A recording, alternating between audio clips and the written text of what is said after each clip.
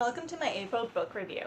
This month I'm going to be going over the book The Wonder Weeks and how it has helped my family and encouraged the development of my son Thomas, as well as the books that are developmentally appropriate for newborns and help promote their eyesight. So I'm going to start off with The Wonder Weeks. So this is a book that came highly recommended from friends who said it was spot on with their children. The Wonder Weeks breaks down the first 20 months of your child's life and goes over all the big developmental leaps that they go through in their first 2 years of life. So I've really enjoyed this book because, first of all, it's not a book you read from start to finish. So you read it based on the leap that your child is going through at that time, which is fantastic because I haven't had time to sit down and read a book since he's been born. So first class. I also really enjoy the Wonder Weeks app. It gives reminders and has a short summary of what's to come of each leap, which has really helped because we just went through our second leap a couple weeks ago, and I went from having this nice calm baby to this extremely fussy baby and was wondering what in the world had happened. And the app sent me a reminder saying, hey, your child's about to go through their leap. Which was like, oh, cool, this is why I have a child going insane. So I then went to my book, though, because while the app gives a great little summary, the book goes into much better detail about each leap and breaks down every point into greater detail that the app gives. And so I went to it, and it has checklists. I love checklists. So I went to it, and sure enough, the checklists for the signs of going through a growth he went through: cries more often, yep, wants you to keep him busy, lost his appetite, is playing shy with strangers, clings more, was sleeping poorly, and sucks his thumb more often than he was before. He checked them all off. This helped reassure me, knowing that I wasn't being a bad mom, that my baby wasn't just being fussy for no reason. There was a rhyme and a reason for his fussiness, and it was the fact that he was going through his next leap. So then the book also gives you checklists, and I've just photocopied them because I prefer that over writing in my books. And it goes over the different areas that they are developing in through this leap. And so currently he's got his body control, hand control, looking and seeing, as well as listening and chatting.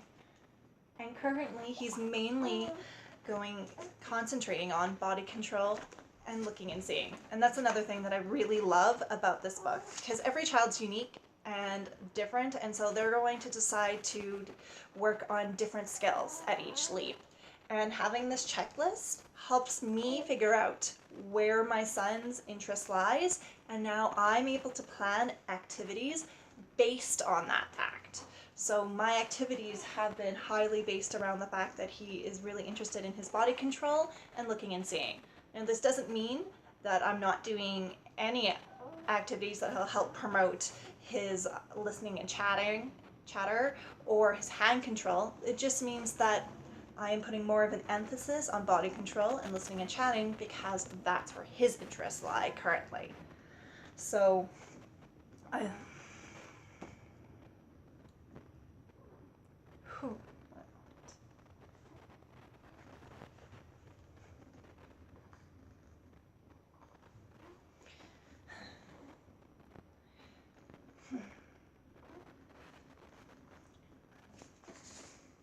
So I love the fact that it goes into detail about each of these, about the body control, about the hand control, about the looking and seeing, about the listening and chattering. And knowing what he's interested in, like I said, helps me plan. But if you're sitting there going, cool, that you know where his interests lie, but how do you plan activities based around that? Where would you even start? The book also helps you with that. It goes over activities and toys that you can do for each of his developmental areas at each leap. So I highly recommend this book for anyone who has a child under 2 years of age. It has really helped give me insight into my son's world and understand how he sees and perceives the world around him. Now on to my second part. Oh, you okay, buddy? On to my second part of my book review for children. And so one thing that everyone always seems to look at me weird is when I tell people that I've already started story time and introducing books into my son's life. He's only 9 weeks old, but it's part of our daily routine. And I remember when I was doing my pre and postnatal classes, when he was about 3 weeks old, our instructor had asked everyone what they were doing now that their children were more awake. And we went around and everyone basically said tummy time, tummy time, tummy time. So they got to me and I was like, of course we're doing lots of tummy time. Yeah. We're doing lots of tummy time. But I also said that I've started doing story time. And everyone gave me a weird look. Like I thought I had grown a second head. And it was even mentioned that it could be a bit early for story time and that you didn't have to do it. Worry about starting story time. Aw, buddy. Sorry about that. Had to deal with all the baby things. Diapers, feeding, tired Thomas. So, where was I? Right. Everyone looking at me like I was crazy because I suggested story time. Now, I think that's because when most people think of story time, they think it in its most traditional setting of reading a book with a beginning, middle, and end. And while I think there's nothing wrong with that, and there's benefits to that even at this early stage, I'll go over that in a different video in early literacy. But where else can you start? Well, you can start with high contrast books. Why high contrast books? When babies are born, their eyesight is not as developed as an older child or even yours and mine. They can only see a few feet in front of them, actually generally from mom's breast to her face. And it takes about a full year before their eyes are fully developed. Now there's actually this cool app. It's called Baby Sees, and it's only available on Apple products currently. But it lets you see what your baby can see. So at 9 weeks, this is what the world looks like to my son, roughly. This is how we see it, how he sees it. And so because of that, you want books that are high contrast because it can help them focus. So the 3 books that I have been using, the first one is White on Black by Tana Hoban, and it's just a basic book. Each page has one white picture on it.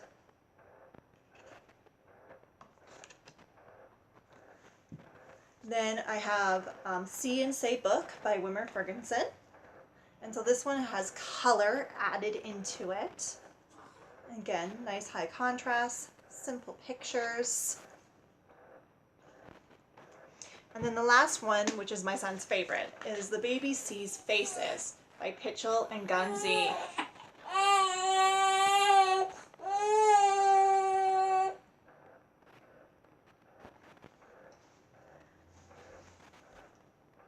Now, one of the reasons this is probably his favorite book is because as humans, we like to see faces. We look for faces in things. And so this has lots of high contrast and lots of different faces. So when I look at this, when we're looking at these books at story time, it's not a book that you read from beginning to end. We open it up to a page, we look at the page, and as long as he's looking at it, I will sit there and I will just describe what is going on the page. The different colors, the white, the black, the animals, their colors, their body parts, and talk about them. And I just talk for as long as he is looking and interested in that page. If he has a short attention span and starts looking elsewhere, I might flip the page to a new one, or we might just do the one page for that story time. But I don't only use these books at story time. I use these books throughout my entire day. They go in my little play bag that I walk around with and have with me of toys for him. These are great for tummy time.